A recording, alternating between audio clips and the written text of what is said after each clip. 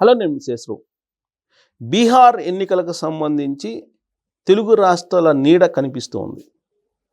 ఈ విషయాన్ని అక్కడుండేటువంటి రాజకీయ వ్యూహకర్తలే బయట పెడుతున్నారు. ఎందుకనంటే ఎంఐఎం బీహార్లో గత ఎన్నికల్లో పోటీ చేసింది. అక్కడ ఎమ్మెల్యేలు కూడా ఉన్నారు. ఎంఐఎంకి సంబంధించిన ఎమ్మెల్యేలు గెలిచారు కొంతమంది. ఈ ఎన్నికల్లో కూడా బీహార్ ఎన్నికల్లో ఎంఐఎం పార్టిసిపేట్ చేస్తుంది. ఓవైసీ అక్కడికి వెళ్ళి ప్రచారం చేసేటువంటి అవకాశం కూడా ఉంది. కాకపోతే అప్పుడు ఉన్నటువంటి దూకుడు, గత ఎన్నికల్లో ఉన్నటువంటి దూకుడు ఇప్పుడైతే కనిపించట్లేదు. కానీ అప్పుడు 3 ఎమ్మెల్యేలను గెలుచుకోగలిగారు. ఇప్పుడు దూకుడు పెంచాలి యాక్చువల్గా, కానీ అంత దూకుడు కనిపించట్లేదు. 1, 2, ఇప్పుడు భారత చైతన్య యువజన పార్టీ అనేది ఒకటి ఉంది. అదేంటి ఆ పార్టీ ఏంటి? ఆ పార్టీకి, భారత చైతన్య యువజన పార్టీకి చీఫ్ రామచంద్ర యాదవ్. ఈ రామచంద్ర యాదవ్ ఎవరు అంటే పొంగనూరుకు సంబంధించినటువంటి లీడరు. ఇతను చాలా ఖరీదైనటువంటి కార్లలో ఖరీదైనటువంటి సభలను రాజకీయంగా నిర్వహిస్తూ ఉంటారు. మరి ఆయనకి ఏమైనా బిజినెస్లు ఉన్నాయా అని అంటే ఎవరికీ తెలియదు. ఏం బిజినెస్లు ఉన్నాయో తెలియదు. కానీ ఆయన లైఫ్ స్టైల్ మాత్రం చాలా ఖరీదైన, చాలా విలాసవంతంగా ఉంటుంది. ఆయన ఎక్కడ సభలు పెట్టినా కానీ ఈ సాంప్రదాయ పార్టీలు ఎలా పెడతాయో వాటికి మిన్నగా సమావేశాలు నిర్వహిస్తూ ఉంటారు. పొంగనూరులో పెద్దిరెడ్డి రామచంద్రారెడ్డి గారిని వ్యతిరేకించి అక్కడ గత ఎన్నికల్లో ప్రచారం చేశారు. యాక్చువల్గా ఈయన 2019 ఎన్నికల్లో జనసేన పార్టీ నుంచి పోటీ చేశారు పొంగనూరులో. అలాగే పొంగనూరులో పోటీ చేస్తే డిపాజిట్లు రాల. 2024 ఎన్నికల్లో భారత చైతన్య యువజన పార్టీ తరఫు నుంచి 2 చోట్ల పోటీ చేశారు. ఆయన 2 చోట్ల డిపాజిట్లు రాలేదు. కానీ రాజకీయంగా చాలా చురుగ్గా ఉంటూ వస్తున్నారు ఆయన రామచంద్ర యాదవ్. మరి ఆయన చురుకుదనానికి కారణం ఏంటి అని కొంచెం లోతుగా వెళ్ళి కొంత ఇన్ఫర్మేషన్ తెలుసుకునే ప్రయత్నం చేస్తే, ఆయన ఢిల్లీ వెళ్ళి నేరుగా అమిత్ షా గారిని కలిసేటువంటి ఒక రూట్ ఉంది ఆయనకి. ఆ రూట్లో వెళ్తుంటారు అనేది ఆయన గురించి చెప్తూ ఉంటారు కొంతమంది. సహజంగా కేంద్ర హోంశాఖ మంత్రిని కలవాలంటే ముందుగా అపాయింట్మెంట్ తీసుకోవాలి, టైం షెడ్యూల్ తీసుకోవాలి. ఆ టైం షెడ్యూల్లో అడ్జస్ట్ అవుతుందా లేదా చూసుకొని అపాయింట్మెంట్ ఇస్తూ ఉంటారు. Even YSR Congress party chief Jaganmohan Reddy గారికే దొరకట్లేదు అపాయింట్మెంట్, ఓడిపోయిన తర్వాత నుంచి. అలాంటిది రామచంద్ర యాదవ్కి మాత్రం నేరుగా అపాయింట్మెంట్ అమిత్ షాది దొరుకుతుంది అనేది ఢిల్లీ వర్గాల్లో బాగా తెలిసినటువంటి అంశం. మరి ఎందుకు అంత సాన్నిహిత్యంగా ఉంటున్నారు అమిత్ షా గారితో? మరి అమిత్ షా గారితో ఆ లింకు ఎలా ఏర్పడింది అనేది కూడా ఒక పెద్ద చర్చ. సరే, ఎలా లింక్ ఉందంటే బీజేపీ నీడ ఉండి ఉండొచ్చు ఆయనకి.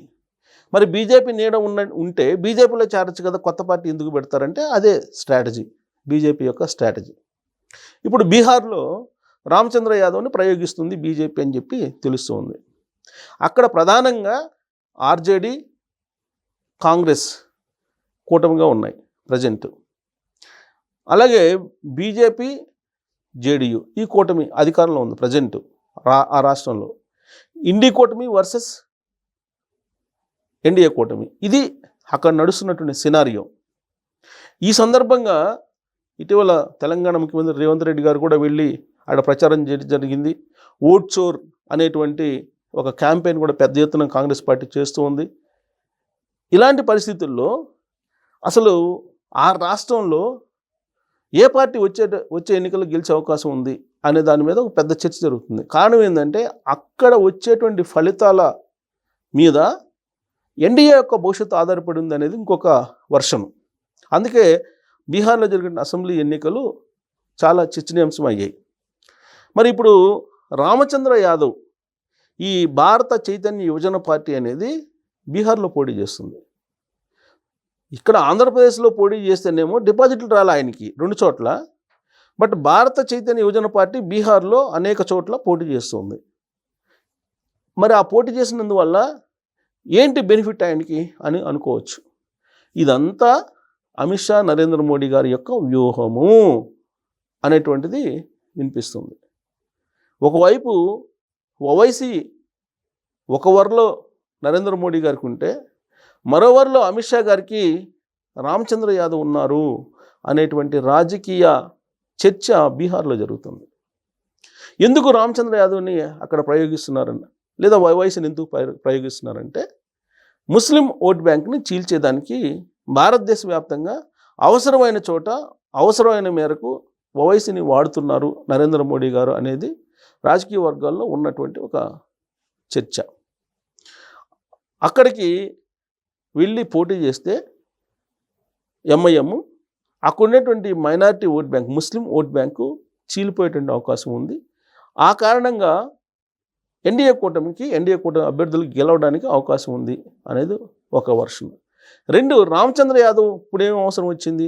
సో గత ఎన్నికల్లో ఎంఐఎంని ప్రయోగించారు, సక్సెస్ అయ్యారు. మరి ఈ ఎన్నికల్లో కూడా ఎంఐఎంని ప్రయోగిస్తున్నారు.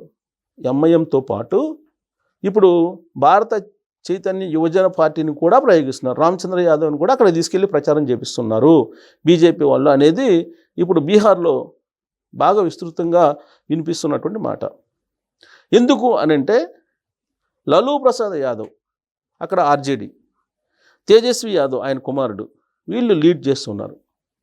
వాళ్ళకి అక్కడ యాదవ సామాజిక వర్గం బలంగా ఉంటుంది. ఆ పార్టీకి లేదా ఇండి కూటమికి బలమైనటువంటి సామాజిక వర్గం బీహార్లో ఏదైనా ఉందంటే యాదవ్ సామాజిక వర్గం. ఆ యాదవ్ సామాజిక వర్గం ఓట్లని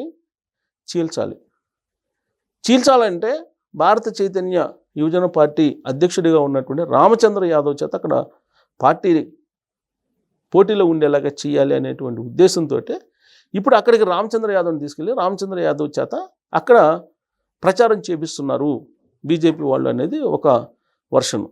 మరి అంత బలమైనటువంటి లీడరా ఆయన? మరి అక్కడ బీహార్లో వెళ్ళి ప్రచారం చేసేటువంటి ఒక పర్సనాలిటీ అంటే కాదు. కానీ బీజేపీ వెనకుండి ఆయన చేత సభలు సమావేశాలు పెట్టిస్తుంది. యాదవ్ సామాజిక వర్గంలో ప్రత్యేకించి యూత్లో ఎంతో కొంత ఓట్ బ్యాంక్ని చీల్చుకోగలిగితే కనుక ఆర్జేడీకి పడేటువంటి ఓట్లు అలాగే కాంగ్రెస్కి పడేటువంటి ఓట్లని చీల్చుకోవచ్చు. ఫలితంగా బీజేపీ మళ్ళీ అధికారంలో రావచ్చు అనేటువంటి ఒపీనియన్ని ఇప్పుడు అక్కడ ఉండేటువంటి పొలిటికల్ సర్కిల్స్ వినిపిస్తూ ఉన్నాయి. మరి బీజేపీ ఒకవైపు దొంగ ఓట్లతో గెలవడానికి దొంగ ఓట్లను చేర్చారు, అందుకే ఓట్ చోర్ అనేటువంటి కార్యక్రమం ద్వారా ఎన్నికల కమిషన్ మీద ఒక పెద్ద యుద్ధం చేస్తున్నారు రాహుల్ గాంధీ గారు. ఇదే సమయంలో గ్రౌండ్ లెవెల్లో స్ట్రాటజీస్ని ప్లే చేస్తుంది బీజేపీ.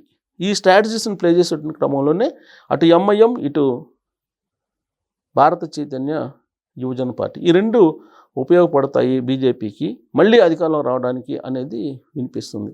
నిజంగా రామచంద్ర యాదవ్ అలాగే ఓవైసీ వీళ్ళిద్దరూ ఉపయోగపడేటువంటి అవకాశం ఉంది రాబోయేటువంటి అసెంబ్లీ ఎన్నికల్లో.